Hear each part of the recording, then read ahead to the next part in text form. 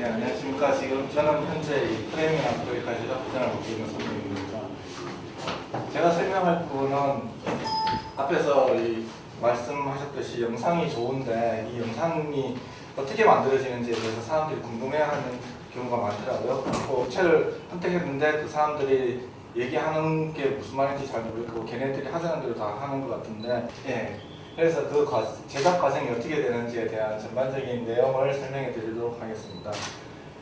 그리고 공공영상이라는 말을 많이 쓰는데요. 공공영상이라는 것이 무엇인지는 공공기관이 공익적인 목적으로 제작하는 영상 콘텐츠 전반을 얘기합니다. 그래서 영상을 만드는 데에는 많은 사람들이 투여가 되고 있습니다. 대표적인 사람들이 레이스가 있거든요. 프로듀서, 그리고 디렉터, 작가, 그리고 촬영, 조명, 녹음, 편집, 음악, 더빙 등등의 많은 사람들이 필요한데요. 프로듀서는 이 영상을 기획하고 개발하며 이 감독과 이 출연하는 분들을 결정하면서 예산과 촬영 일정을 전반적인 것들을 관리하는 사람이고요. 감독은 그것을 제외한 실무적인 영상을 제작하는 전반을 통솔하는 사람입니다. 그래서 영상은 크게 세 단계로 나눠지는데요. 프리프로덕션과 프로덕션, 포스트 프로덕션이 있습니다. 대략 저희가 본론인 촬영을 한 일주일 정도를 예상을 하고 있다면 그 준비 과정은 그 2배인 한 2주, 그리고 포스트 프로덕션 또한 한 2주 정도 그렇게 기간이 소요가 되고 있습니다. 그러면 프리프로덕션에서는 무엇을 하느냐? 예를 들면 일단 어떤 모형 아프리카에서 이번에 아프리카를 일주일 동안 탐험하는 그런 프로젝트가 있는데 그 과정을 영상으로 촬영하고 싶다는 기획이 있을 때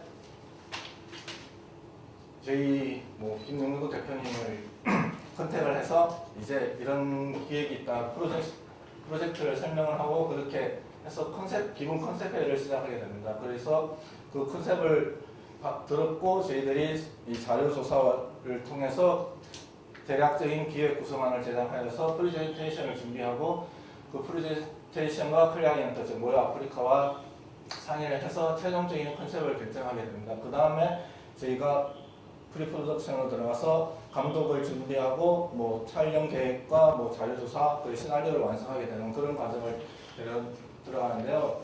그런 컨셉에는 어떤 것이 있냐면 크게 세 가지 정도로 나눠볼 수가 있습니다. 간단하게 사람들이 알기 쉽게 아프리카의 눈물형, 그리고 지식 채널형, 세계 테마 기행형 이렇게 나누는데요.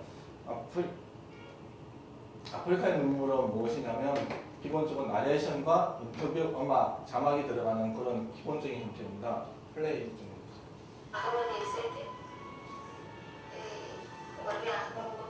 제가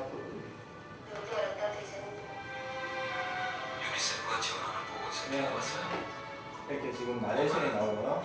음악이 같이 접촉이 되면서 나오는 기본적인 저희가 많이 보는 영상입니다.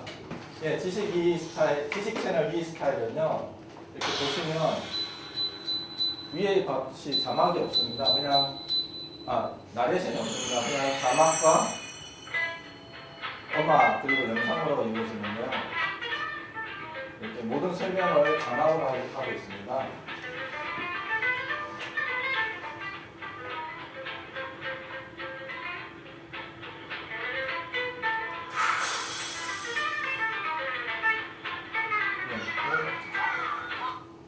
그리고 세계 테마 기행형은 이 나레이션을 하는 사람이 직접 출연을 하여가지고 이야기를 해서 이끌어가는 형식인데요.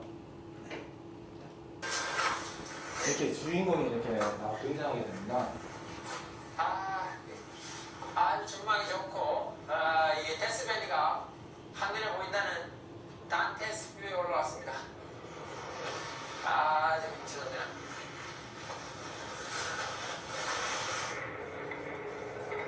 그래서 처음에 기본 컨셉 회의를 할 때 대략적인 어떤 스타일로 영상을 만들 것인지를 얘기를 한 다음에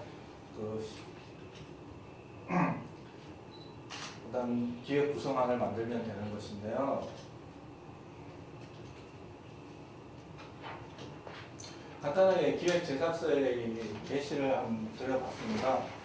뭐 제목, 뭐 분량이 어느 정도인지, 뭐 어떤 스타일인지, 뭐 제작 사유, 그리고 뭐 시청 대상, 기획 의도, 사용되는 장비가 무엇인지, 어떤 인물 출연할 것인지, 아니면 출연을 하지 않을 것인지, 아니면 기대 효과, 촬영 장소, 그 다음 시나리오와 이런 것들을 해가지고 최종적으로 클라이언트랑 상의를 해서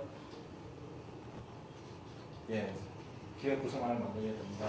그렇게 기획 구성안이 만들어지고 그 다음 제작 준비가 완성이 되면 제작 준비는 여러 가지가 있는데 일단은 만약에 좀 전에 예시를 들었듯이 모유 아프리카와 더불어 킬리만자로를 간다고 하면 아프리카에 들어가는 숙박이라든지 통관이라든지 비자 문제 이런 것들을 모두 이 프리프로덕션 단계에서 완벽하게 해결을 해놔야만 그 촬영하시는 분들이 무사히 들어가서 촬영을 끝마칠 수 있습니다. 촬영은 어떤 것들이냐면요.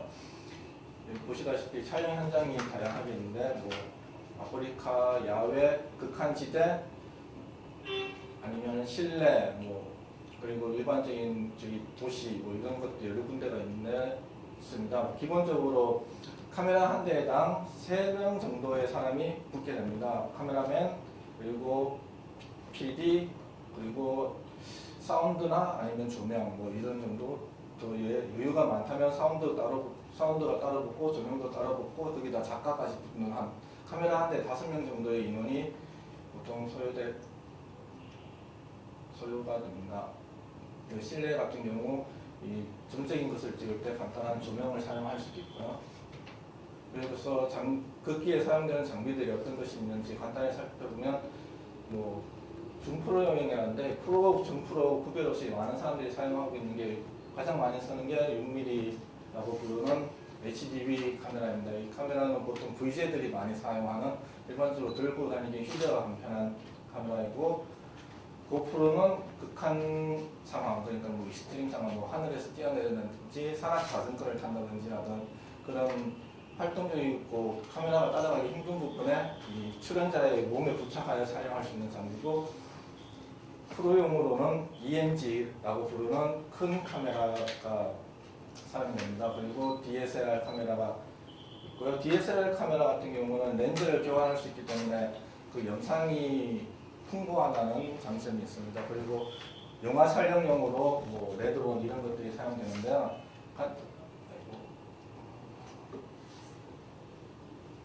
이런 카메라들이 사용되는 저장 매체들은 우리가 흔히 아는 SD 메모리나 CF 이런 것들뿐만 아니라 테이프, 디스크라고 부르는 XD캠 이런 다양한 저장 매체들이 있고 이 저장 매체들에 따라서 또한 사용되는 포맷이 다릅니다. AVI, MOV, 뭐 잘 보기 힘든 M2T나 MXF 이런 것들이 있기 때문에 같은 회사나 같은 종류의 카메라가 아니면 서로 호환이 잘 안 되기 때문에 나중에 영상을 편집하는 데 있어서 많은 어려움이 있기 때문에 미리 사전 단계에서 어떤 카메라를 사용할지 결정하는 것이 중요합니다. 그러면 간단하게 카메라 DSLR 카메라랑 일반 카메라 HDV로 사용했을 때 화질을 비교해 보겠는데 이 느낌이 이쪽이 좀 더 밝고 이렇게 화사하다고 해야 되나 이런 느낌으로 만들 수가 있습니다. 그리고 고프로를 사용하면 고프로는 좁은 공간에서 이렇게 많은 사람들을 화각이 넓기 때문에 많은 사람들을 촬영할 수 있고요.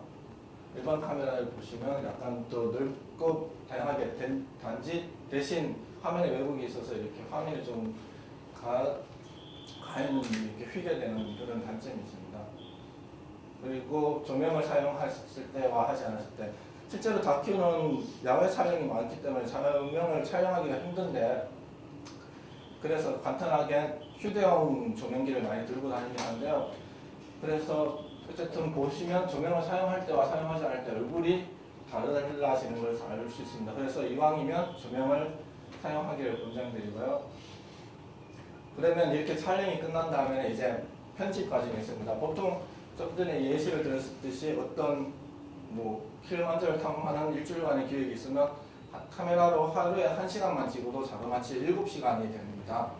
그 많은 분량을 앞에서 저희들이 얘기했듯이 10분 분량으로 줄여야 되는 과정이 있는데요. 그 그 과정을 저희는 편집이라고 부르고 편집실에서 주로 하게 되는데요. 많은 물리적 시간뿐만 아니라 뭐 정신적 시간도 많이 필요하게 되는 과정입니다. 편집실은 이런 쉽게 간단한 2개의 모니터와 컴퓨터를 놓고 하는데 편집 프로그램은 아비드, 파이널 프로, 프리미어 등등 여러 가지인데 대체적인 인터페이스는 이렇게 비슷하게 됩니다. 이 모양과 비슷합니다. 소스 화면들이 이렇게 다양하게 있고 메인 화면을 있고 그래서 그 소스 화면들을 선택해서 붙여서 하나의 10분짜리 분량의 영상을 만들게 됩니다. 그렇게 가편집이라고 불리는 10분짜리 영상이 만들어지게 되면 그 위에 덧붙여서 저희들이 이제 합성과 뭐 타이틀 작업과 자막 작업을 하게 되는데요. 합성 작업은 제가 준비한 화면은 좀 거창한 건데 이렇게 없는 화면에 산을 만들고 뭐 폭파하는 장면을 도시에 만드는 이런 건데 이런 것뿐만 아니라 뭐 간단한 합성이라든지 모든 이 컴퓨터 실제 촬영한 것이 아닌 컴퓨터로 만들어서 붙이는 작업들을 모두 합성이라고 부르고 있습니다. 이렇게 합성이 끝난 다음에는 타이틀을 만들게 되는데요. 그냥 클릭하시면 됩니다. 타이틀도 여러 종류가 있는데 처음에 보여줄 이렇게 날아서 들어오는 3D 효과를 가진 타이틀이 있고요.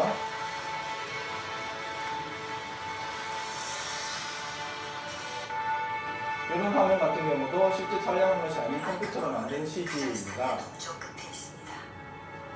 북쪽의 쿠르슈스키 산맥과 남쪽의 아스타우 산맥이 만나는 지점이죠. 생활 고도는 1,500m 가까이 이릅니다.